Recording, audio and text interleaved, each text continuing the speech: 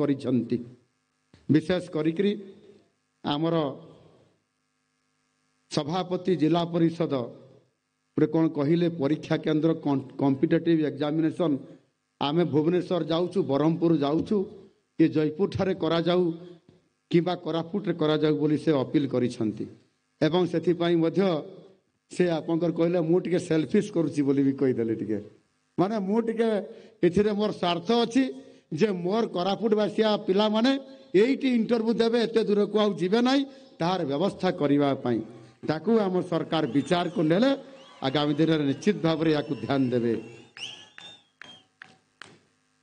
ଆଉ ଆମର ଯୁବ ବିଧାୟକ ଲକ୍ଷ୍ମୀପୁର ସେ ଜିଲ୍ଲା ଭିତ୍ତିକ ନିଯୁକ୍ତି ଆଉ ଅନ୍ୟ ବିଧାୟକ ମାନେ ବି କହିଛନ୍ତି ଗ୍ରୁପ ସି ଆଉ ଗ୍ରୁପ ଡି ରେ ଚାକିରି ଯୋଉଟାକି ଜିଲ୍ଲା ଭିତ୍ତିକ କରଲେ ଆମର ଇଏ ଅବିଭକ୍ତ କୋରାପୁଟ ଜିଲ୍ଲା ହଉ ବା କୋରାପୁଟ